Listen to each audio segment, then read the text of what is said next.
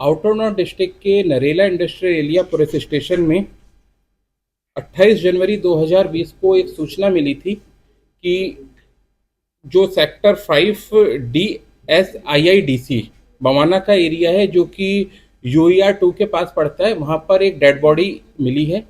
इसके ऊपर ACP और SHO साहिबान तुरंत वहाँ पर पहुँचे, मनोज साहब SHO, और वहाँ पर पहुँचने पर एक डेड बॉडी एक जंगल टाइप का सा एरिया था, अबंडेंट एरिया, वहाँ पर वो पड़ी हुई थी, गला उसका कटा हुआ था।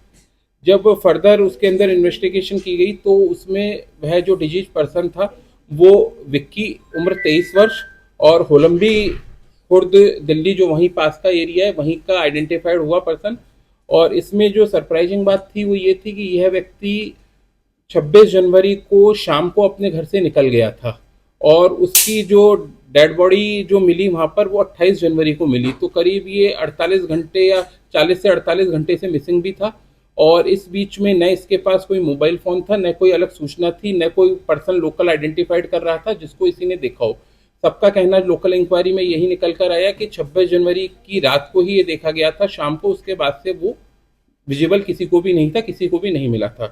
काफ़ी ये ब्लाइंड केस था, क्योंकि उस जगह के अंदर जैसा मैंने बनाया अबंडेंट टाइप का एरिया था, जंगल टाइप का सा एरिया, ऑल्दो UER 2 से लगता हुआ है, लेकिन वहाँ पर कोई CCTV कवरेज नहीं थी। तो काफ़ी प्रयास करने पड़े इसके अंदर। हमने लोकल इंक्वायरी कई महीनों तक अच्छे से जारी रखी, इसके अंदर ह्यूमन एंड डेवलप किया और टेक्निकल पार्ट के ऊपर भी इसमें काम किया गया। और इसमें एक बड़ा ब्रेक थ्रू पिछले कुछ दिनों के अंदर लगा, जिसके अंदर इसके अंदर ज्ञात हुआ कि टोटल 4 लड़के थे, और ये जुवेनाइल लड़के थे, जिनकी उम्र चारों की ही लोकल ही रहने वाले हैं वहीं के, जिनकी उम्र 17 वर्ष के आसपास है। और इनका जो डिजीज था उस पे डिजीज ने शराब वगैरह पी थी, ये लोग साथ थे, और वहाँ पर किसी बात के ऊपर इनकी गाली गलौज और झगड़ा हो गया था। उस बात के ऊपर इन जुवेनाइल्स जो CCL थे उन्हीं ने चाकू मारकर इसका गला काट दिया, जिससे विक्की जो था उसकी डेथ हुई थी। तो इनको एप्रीहेंड किया गया और JJB बोर्ड के अंदर JJB में इनको पेश किया गया। पुलिस को ऐसा क्या जानकार था नहीं, ये पुराने जानकार थे आपस के अंदर, क्योंकि एक ही लोकेलिटी के थे, तो आपस में पुरानी जानकारी थी। और जो प्राइमा फेसिया इंटरोगेशन हुई उसके अंदर पता लगा इनके बीच में पहले भी कुछ झगड़े या कहासुनी आपस में होती रहती थी। उस दिन 27 तारीख की रात को वापस इनका किसी बात के ऊपर कहासुनी गाली गलौच हुई थी आपस के अंदर, और उसके अंदर जो ये JCL थे 4, इन लोगों ने चाकू मारकर हत्या की। हाँ, इसके अंदर लिख कर के अभी मेडिकल रिपोर्ट, क्योंकि उस टाइम की मेडिकल रिपोर्ट तो पॉसिबल है नहीं, क्योंकि काफ़ी पुरानी बात हो चुकी है, 1.5 से 2 महीने की। तो बाकी जो डिजीज था, मरने वाला था, विक्टिम जिसको कहेंगे, उसने जरूर ड्रिंक की थी। बाकी इसके अंदर फर्दर इन्वेस्टिगेशन चल रही है।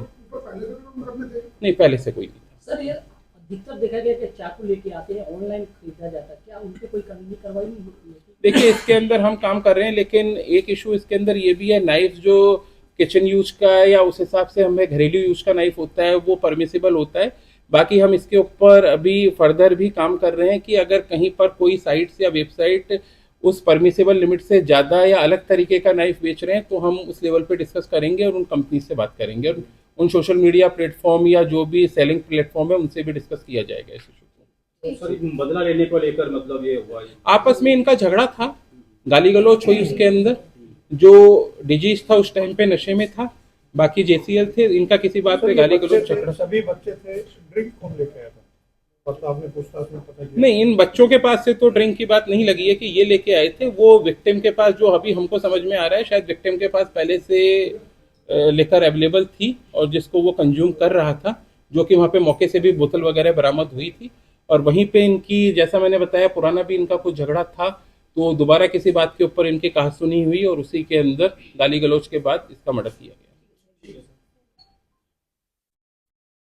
आउटर नॉर्थ डिस्ट्रिक्ट में कल शाम को एक कॉल आई थी, जिसके रिगार्डिंग इंफॉर्मेशन मिली थी उस PCR कॉल के थ्रू कि सेक्टर 3 बवाना में एक पर्सन को चाकू लगाए, जिसको हॉस्पिटल लेके जा रहे हैं। बाद में उस पर्सन की डेथ हो गई, ब्रॉड डेथ डिक्लेयर किया गया हॉस्पिटल के अंदर। टीम ACP साहब और SHO गौरव साहब ने वहाँ पे तुरंत रश किया, मौके पर पहुँचे, टीम वहाँ पर पहुँची। वहाँ पर जो इन्फॉर्मेशन पता चली इनिशियल लेवल पे कि 2 पर्सन थे, जिसमें एक प्रमोद था और उसका एक मित्र था जो साथ में उसके एम्प्लॉय भी था, मुनीश। प्रमोद जो कि डिजीज था वो वहीं पे एक लोकल शू फैक्ट्री के अंदर कॉन्ट्रैक्ट सप्लाई का काम करता था वहां पर और वहीं पर रहता था। और सेकंड जो वहां पर एक लेबर का काम कर रहा था मुनीश, जो कि आई विटनेस था, वो भी उसके साथ था। जो मुनीश ने हमको बतलाया कि जब वे दोनों कुछ सामान परचेज करके शाम को लौट रहे थे, प्रमोद और मुनीश, तो उस टाइम पे कुछ लोगों ने उनके ऊपर पैसे की डिमांड की और फिर चाकू से प्रमोद के ऊपर हमला किया, जिसमें प्रमोद की डेथ हुई। इस मामले में तुरंत ही मामले की गंभीरता को समझते हुए तुरंत सीसीटीवी चेक किए गए आसपास के। लोकल जो स्टाफ था उसने ह्यूमन डेवलप किया अपना, आसपास के एरियो के अंदर सर्च की गई और कुछ ही घंटों के अंदर इस केस को सुलझाया गया। और इस केस में 3 पर्सन की जानकारी हमें मिली जो कि जुवेनाइल थे और उन जेसीएल्स को पाबंद कर उस समय और सुबह के समय फिर उनको एप्रीहेंड करके और जेजेबी कोर्ट के अंदर पेश किया गया। सर किस बात पे झगड़ा हुआ था इन लोगों को, डिटेल बता दीजिए और उसकी प्रोफाइल बता दीजिए। जो जेसीएल हैं उनकी उम्र 16 साल, 14 साल और 16 साल है। लोकल ही रहने वाले हैं, वहीं के बवाना के एरिया के। और इन्होंने पैसे की डिमांड की थी, जो जेसीएल थे उन्होंने पैसे की डिमांड की थी, जो विक्टिम थे जो दोनों थे उनसे।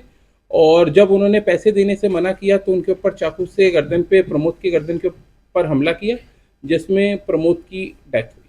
तो लेन देन को कोई मामला था या वैसे मामला? नहीं, ये रॉबरी से रिलेटेड मामला था, लेन देन का कोई मामला नहीं जो था। चाकू यूज हुआ था वो कहाँ से लेके आए थे? इसके ऊपर हम अभी काम कर रहे हैं। इसके अंदर एक जो चाकू था वो नॉर्मल एक डिफरेंट तरह का चाकू था, ब्लैक कलर का, थोड़ा सा लॉन्ग चाकू था। उसके ऊपर इन्वेस्टिगेशन जारी है। नहीं, मोटिव इनका रॉबरी था। ये पहले भी नाबालिगों सर को पकड़ा है, ये पहले भी किसी मामले में अरेस्ट नहीं। मामला नहीं, इनका कोई सर पूछताछ में पता लगा हो कि जो इन्होंने पैसे की जो जरूरत थी वो क्यों पड़ी थी, क्या पीछे जरूरत आपने पूछा तो क्या बताया? नहीं, कोई वैलिड उनकी ऐसी कोई रिक्वायरमेंट नहीं थी पैसे की। वो उनको अपने खर्चे के लिए और अपने खुद की, जिस तरह से एक यूथ जो भटका हुआ होता है उसको अपने एक्स्ट्रा खर्चों के लिए जरूरत होती है, उस तरह की स्टूडेंट है रिक्वायरमेंट थी। स्टूडेंट नहीं, ये ड्रॉप आउट टाइप